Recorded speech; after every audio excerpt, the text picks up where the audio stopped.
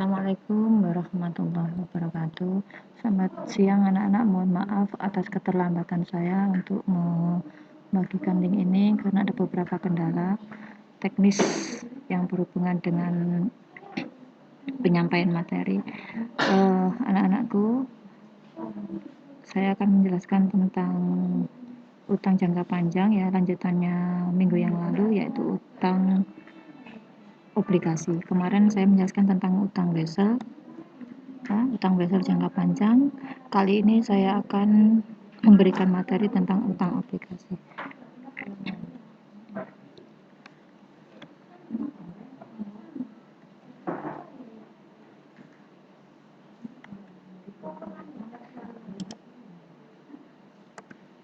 Pengertian dari utang obligasi yaitu utang yang pelunasan dilakukan dalam waktu lebih dari 1 tahun, yang pelunasannya dari sumber-sumber yang bukan dari aset tetap.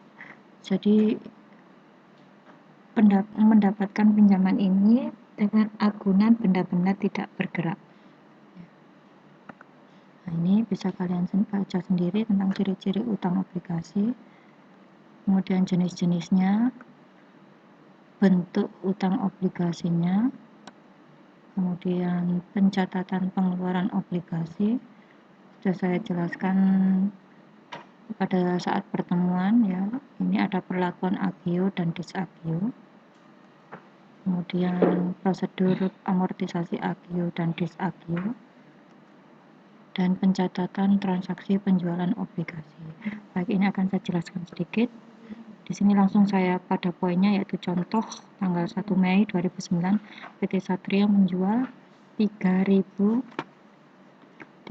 lembar obligasi 15% nominal 100.000. Jadi masing-masing obligasi ini per lembarnya nilainya 100.000. Pembayaran bunga tiap tanggal 1 April dan 1 Oktober.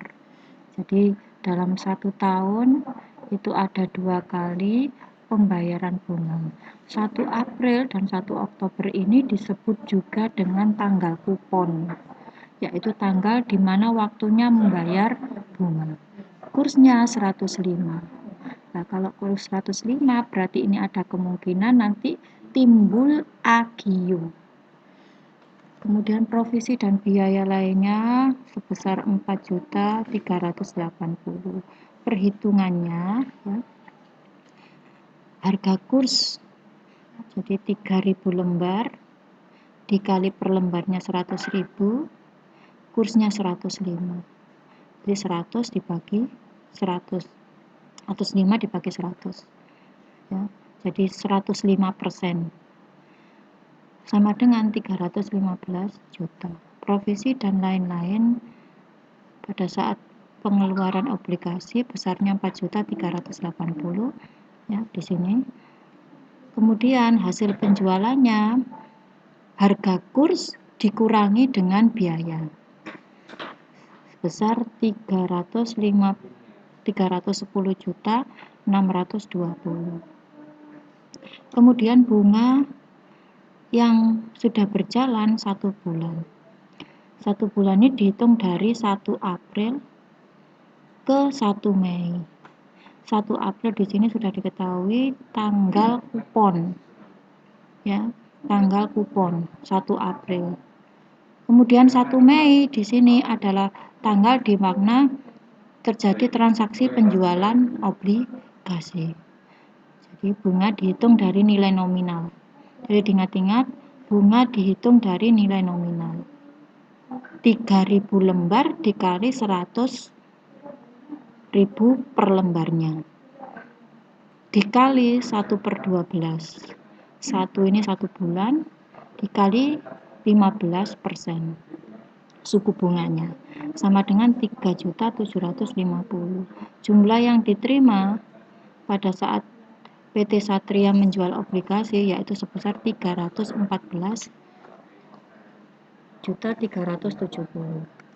Nah, ini jurnal yang dicatat ya pada saat penjualan tanggal 1 Mei. Kasnya di debit 314. Ya, tadi jumlah uang yang diterima oleh PT Satria, kemudian pinjaman obligasi 300 juta, ini dari 3.000 lembar dikali 100.000 per lembarnya. Agio obligasi 10 juta. 10 juta dari mana? 10 juta dari jumlah hasil penjualan, ya. Hasil penjualan dikurangi nilai nominal. Hasil penjualannya tadi 310.620 dikurangi nilai nominalnya 300 juta. Ya. Jadi kesimpulannya, jika hasil penjualannya lebih besar daripada nilai nominalnya, maka timbul agio obligasi. Ya, saya ulangi lagi, jika hasil penjualannya lebih besar daripada nilai nominalnya, maka timbul agio obligasi. Jadi kalau agio obligasi dalam mekanisme debit kredit, ya diingat bahwa untung itu selalu berada di kredit. Ya, keuntungan atau laba itu selalu berada di posisi kredit. Besarnya 10.620. Kemudian bebannya 3.750 itu tadi ya, dari nilai nominal dikali 1/12 dikali 15%. Ya. Oke, berikutnya saya contohkan jika pada saat penjualannya kursnya di bawah 100% atau di bawah nilai pari. Ya, ini contohnya seperti tadi. Nah, perhitungannya bagaimana? Perhitungannya tadi harga kurs 3.000 lembar dikali 100.000 dikali 98. Ya, ini contoh pada tanggal menjual dengan kurs 98. 98/100, 98%, sama dengan 294 juta.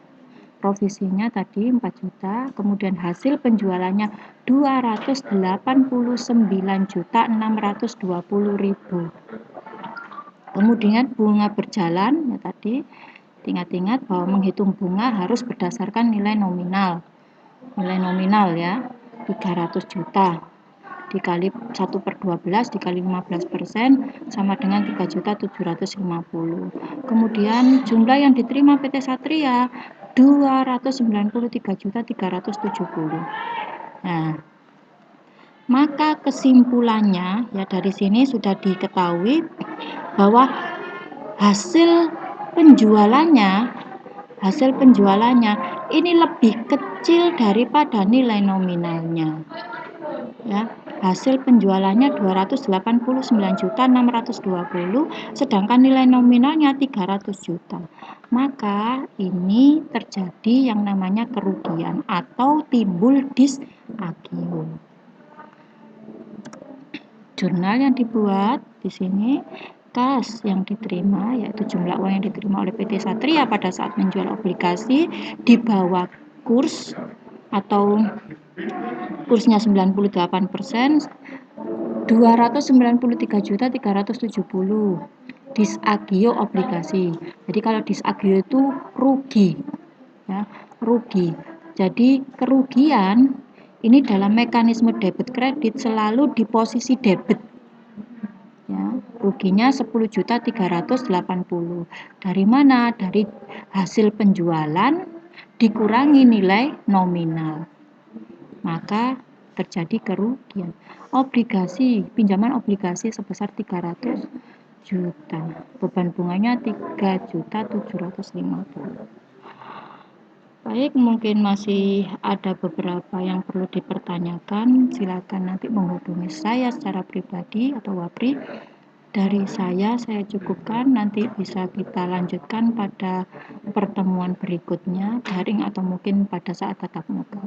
Dari saya akhiri. Assalamualaikum warahmatullahi wabarakatuh.